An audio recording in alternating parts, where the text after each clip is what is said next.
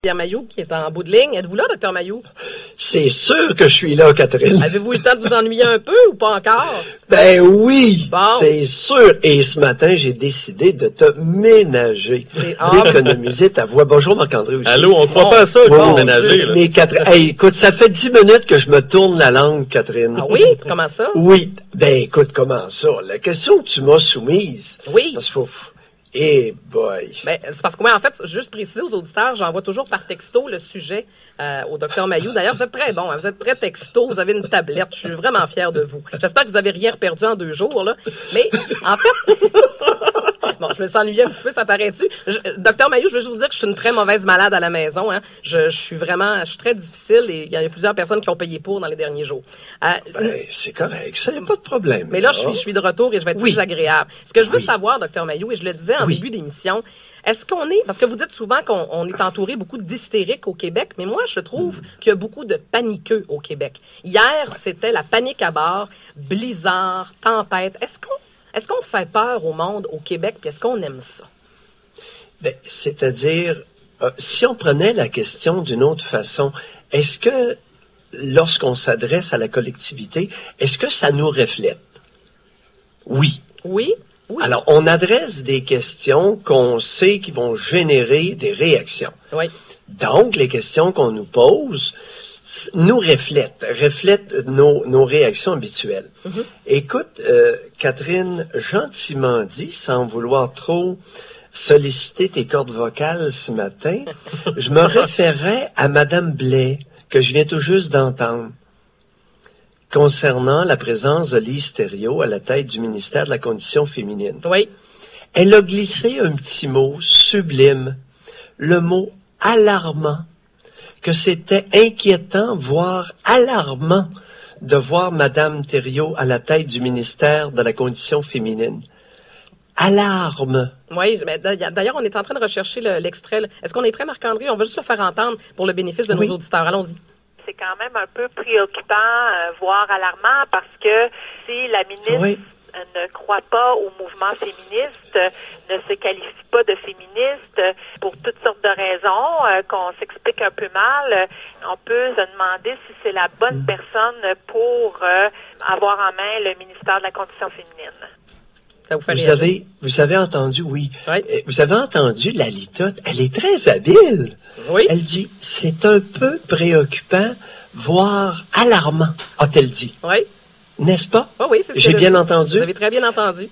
Alors, ça reflète bien, cette dame-là nous reflète notre niveau de fonctionnement sociétal, et c'est typique d'une société matriarcale qui utilise beaucoup l'exagération, la dramatisation, l'attitude histrionique. Oui. Ça veut dire qui exagère, qui dramatise, qui en fait tout un plat, pour mobiliser la soupe sociale. Mais le problème avec la société matriarcale qui brasse la soupe, c'est qu'elle la brasse avec tellement de vigueur que la soupe déborde du plat et se renverse sur le poêle. Tu sais, je vous apprendrai rien ce matin, Catherine et Marc-André, en vous disant que il y a un danger à crier trop facilement au loup. Ouais. Lorsqu'il y aura un loup qui va se présenter, il n'y a plus personne qui va réagir. Ben voilà, exactement. Parce que je partais pour vous demander, Dr Mailloux, c'est quoi les bénéfices qu'on retire de ça en étant alarmiste toujours? C'est vrai qu'on est comme ça, comme société. C'est typique d'une société matriarcale. Et à notre insu, ce genre de femme-là, de Joanne Blais-là, vois-tu, entretient la dramatisation. Oui. Hey, écoute, c'est un petit peu préoccupant, voire alarmant! Alarmant! L'hystério est une menace! Ouais, mais justement. Non, mais il y a personne qui réagit, à part l'espèce de dinosaure à maillot, là, dans son cochon, qui dit, coudonc, s'en va où, c'est ski, elle, là? Vous avez raison. Elle brasse la soupe tellement énergiquement, la Joanne, que ça déborde sur le poêle. C'est pas ça qu'on veut. Non, est-ce bien ça qu'on veut? Ben, je ne sais pas. La question se pose, mais on en entend souvent des propos comme ça. Vous donnez l'exemple là, de l'hystério, qu'on parle de météo. Souvenez-vous, à l'époque de la grippe aviaire, on faisait des tableaux apocalyptiques. Il y aura genre 828 morts. C'était épouvantable. On aime ça. Vous me direz, oui. Là, j'entends déjà les gens dire, ben oui, mais vous faites partie des médias, vous embarquez dans cette game-là. Non, oui. pas Maillot, excusez-moi, parce que régulièrement, et vous en êtes tous les deux témoins, les réactions hystériques féminines, là, je les dénonce depuis longtemps, à mon corps défendant d'ailleurs. J'ai été traité de sexiste parce que je dénonce la dramatisation, l'espèce de spin hystérique. Oui. Oh oui. D'ailleurs, ça nous a valu, tu te souviens, lors de la mort de René Angélil, oui. là, on a voulu nous embarquer. Tout le monde au Québec est affecté. Là. Hey, ça venait de la bouche d'une femme, ça. Ah, je sais. Elle voulait nous envoyer dans un spin hystérique. Non, oui, vous avez refusé ce spin hystérique. En fait, vous refusez constamment le spin hystérique. Oui. Parce que nocif pour l'évolution d'une société.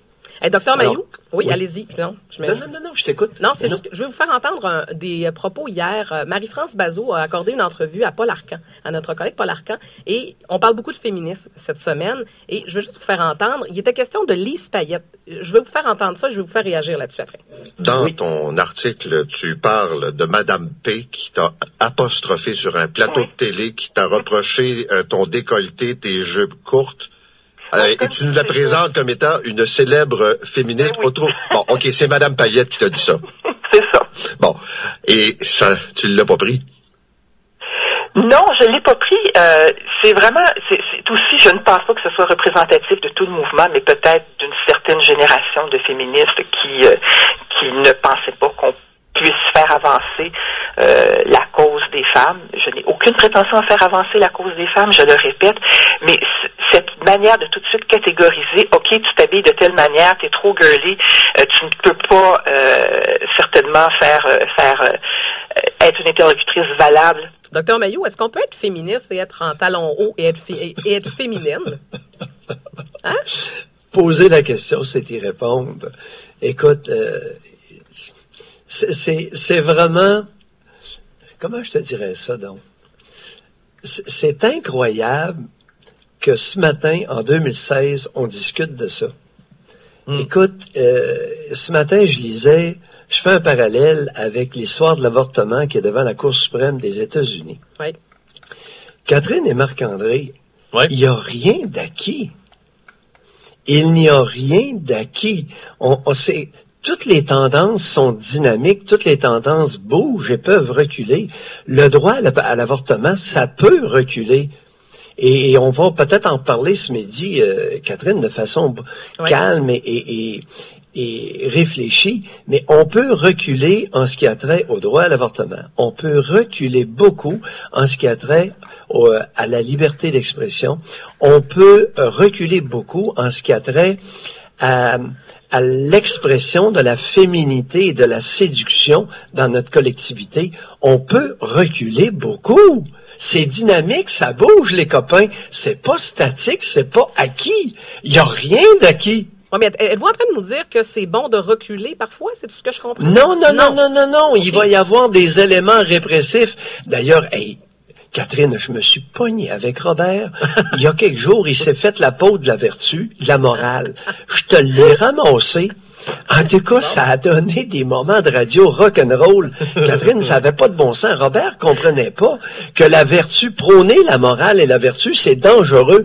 C'est aussi dangereux que de prôner le vice. On dirait que vous êtes plus dur avec Robert qu'avec moi. Faites attention quand je suis pas là. Non, mais Catherine, c'est que Robert est un homme imposant. Oui. Et il arrive parfois avec des sabots de bois.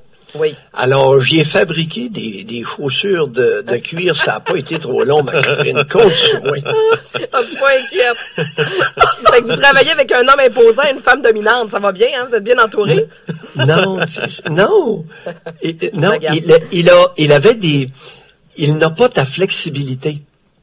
et il n'a pas ta plasticité. Et Robert était convaincu, de bonne foi, que la morale, c'était important. Mais il n'avait pas vu que sous le parapluie de la morale se cachent les pires maudites ordures. Il y avait, là, à un moment donné, il réalise, ouais, il dit, Pierre, attends un peu, là. Tu sais, hey, les deux évêques, en quelque part, qui ont caché 50 prêtres pédophiles en quarantaine. Oui. Ça commence à faire du monde à la messe. Oui, c'est clair. Mais, Dr. Mailloux, oui, allez-y. Quand on parle de féminisme, là, je vous entends souvent dire que c'est une société matriarcale encore, mais comment on peut prétendre que c'est une société matriarcale quand la majorité des entreprises québécoises sont dirigées par des hommes? Oh, ben écoute, fais attention, Marc-André, là, va falloir que tu ailles rafraîchir tes statistiques. Là. Faudra que j'aille rejoindre Robert, non,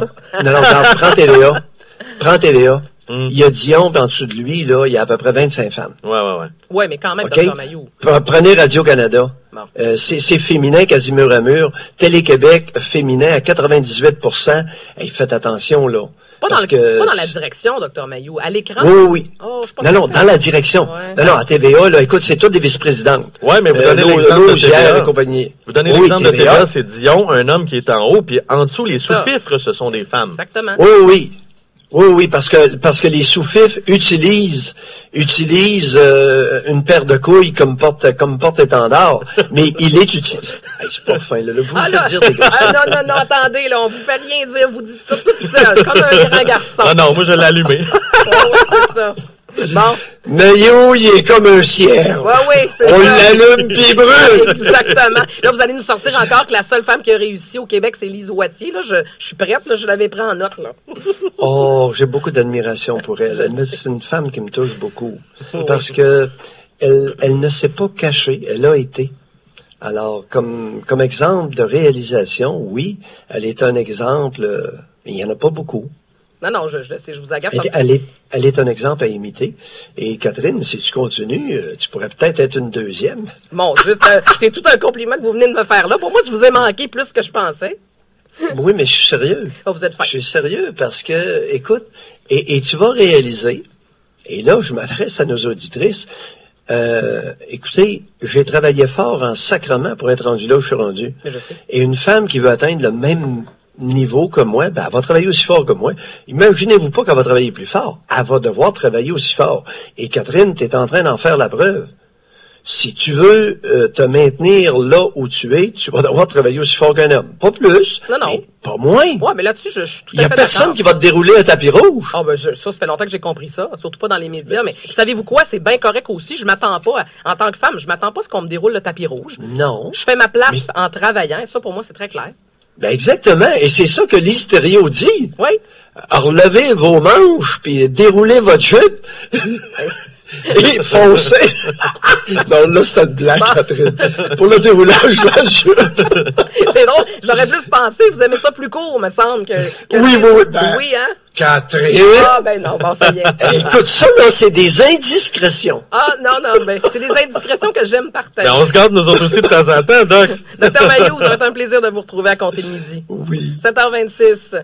Merci d'être dans l'émission Que la Mauricie se lève. Donc, je vais retrouver mon co-animateur avec beaucoup de plaisir à midi. Je pense qu'il est en forme. Et pauvre Robert. Robert, on t'aime, Robert. Puis là, je sais que ça va être un peu difficile. Ça va être bon pour ses nerfs. Exactement. Merci à Robert Pilote, d'ailleurs, de m'avoir remplacé durant ces 2 journées de repos vocal. 7h26.